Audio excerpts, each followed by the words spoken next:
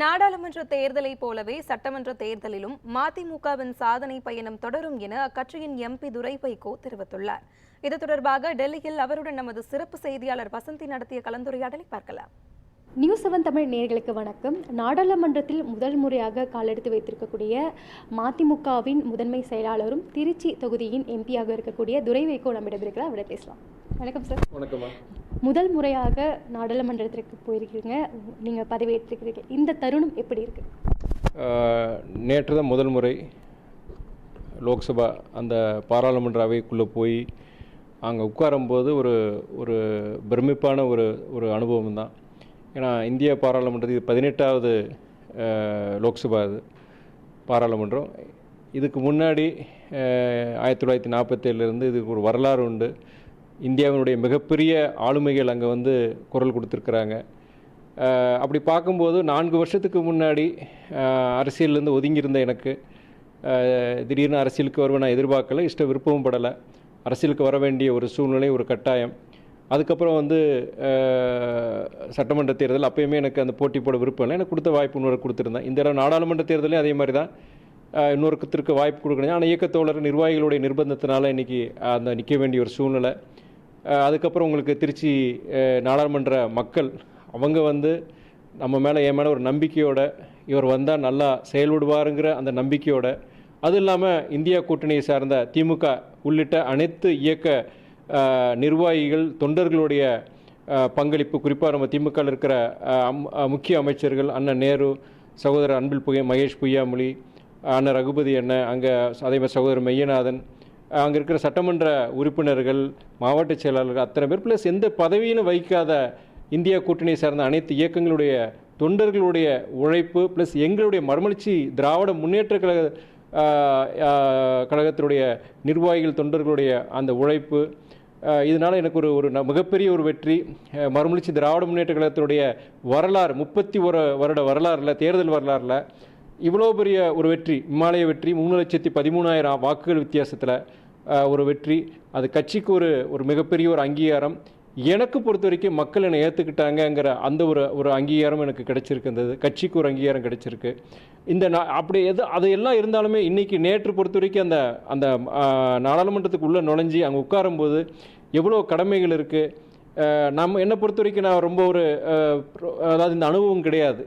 அதாவது இவ்வளோ பெரிய ஒரு சபையிலேயே சரி, இதுக்கு முன்னாடி இந்த மாதிரி எந்தவித முன் அனுபவமும் கிடையாது. இவ்வளோ பெரிய ஆளுமைகள் மத்தியில் நம்ம எப்படி பேச போகிறோம், இத்தனை லட்சம் மக்கள் நமக்கு வாக்குகள் அளித்திருக்கிறாங்களே, அவங்க நம்பிக்கைக்கு பாத்திரமாக நம்ம எப்படி செயல்பட போகிறோம் அப்படிங்கிற ஒரு மிகப்பெரிய ஒரு கவலைன்னு சொல்லலாம், ஒரு சுமைன்னு சொல்லலாம் நம்ம இருந்தது.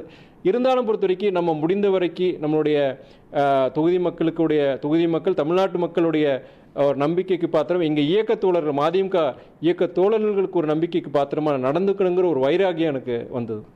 குறிப்பாக நீங்கள் பதவியேற்ற உடனே நீங்கள் செய்த முழக்கம் அப்படின்னா வாழ்க சமூக நீதி, வாழ்க சமத்துவம் அப்படின்னு நீங்கள் முழக்கமிட்டீங்க. அப்போது அந்த நாடாளுமன்றம் எப்படி இருந்தது?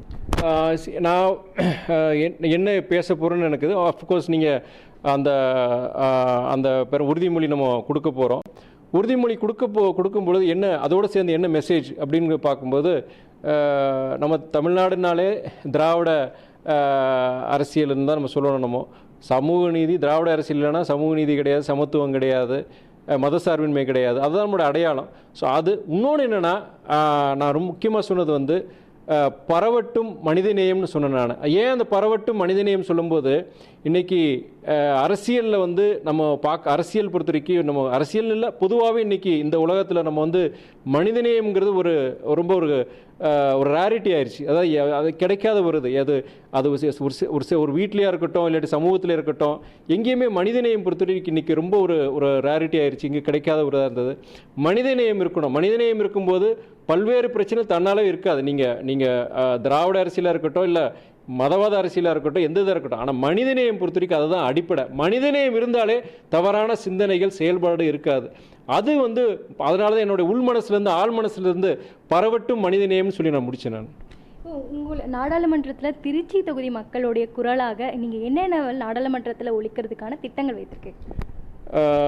அதாவது திருச்சி தொகுதியை பொறுத்த வரைக்கும் பல்வேறு கோரிக்கைகள், அதில் மிக முக்கியமான கோரிக்கைகள் பார்க்கும்போது அங்கே திருச்சியில் வந்து புதிய விமான அந்த அந்த கட்டிடத்தை வந்து திறந்து வச்சுருந்துருக்குறாங்க. கொஞ்சம் மாதங்கள் முன்னாடி, தேர்தலுக்கு முன்னாடி திறந்து வச்சாங்க. இப்போ அதை கமிஷன் அதை உபயோகத்துக்கு வந்திருக்கு.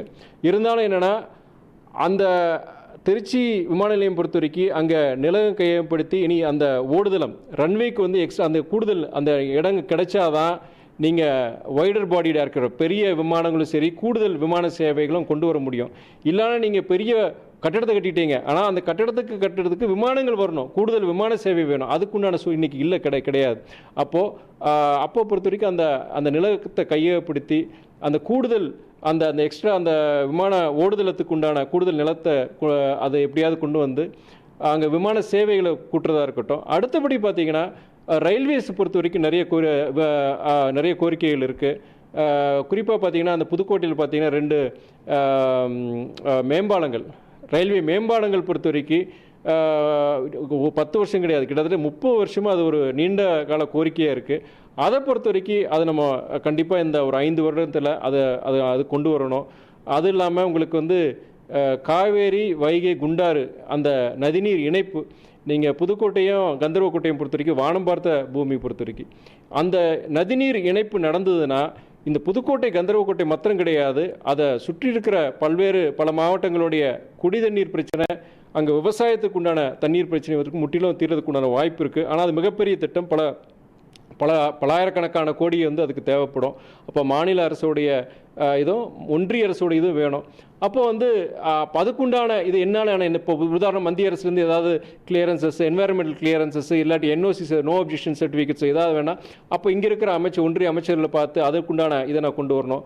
மாநில அரசையும் அங்கே மத்திய ஒன்றிய அரசையும் அவங்க ஒருங்கிணைச்சு அந்த திட்டத்தை வந்து எவ்வளோ சீக்கிரம் அமல்படுத்த முடியுமோ அதுக்குண்டானது நம்ம கொண்டு வரணும். இப்போ மதிமுகவுடைய நீங்கள் உங்களுடைய பொறுப்புக்கு வந்தது பிறகு பெரிய வெற்றியை நீங்கள் பதிவு செய்திருக்கிறீர்கள்.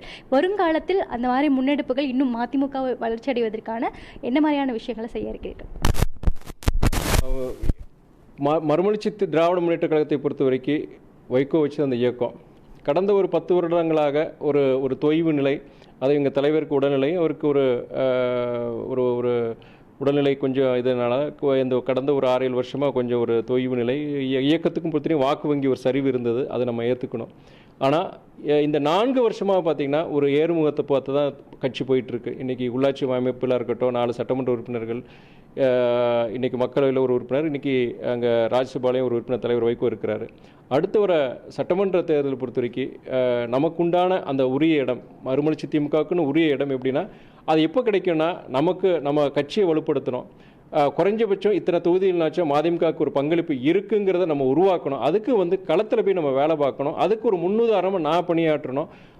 எனக்கு திருச்சியில் மாத்திரம் கிடையாது, தமிழ்நாடு முழுக்க பணியாற்றணும். இயக்க தோழர்கள், நிர்வாகிகள் அவங்க எல்லாருமே இதுக்கு கூட இருந்து ஒரு டீம் எஃபர்ட்டை, ஊர் ஓடினால்தான் தேர்தலுக்குங்கிற சொல்கிற மாதிரி எல்லாரும் சேர்ந்து அடுத்து இந்த 1.5 வருஷத்தில் வந்து கட்சியை ஒரு நல்ல ஒரு வலுவான இதுக்கு கொண்டு வந்து சட்டமன்ற அந்த தேர்தல் பொறுத்த வரைக்கும் மதிமுகவுக்கு உண்டான அந்த உரிய அந்த இடங்கள் கிடைக்கிறதுக்கு உண்டான முயற்சி தான் நான் பார்க்குறேன். நான் ரொம்ப நன்றி சார், நன்றி எங்களுக்காக செலவிட்டதுக்கு ரொம்ப நன்றி.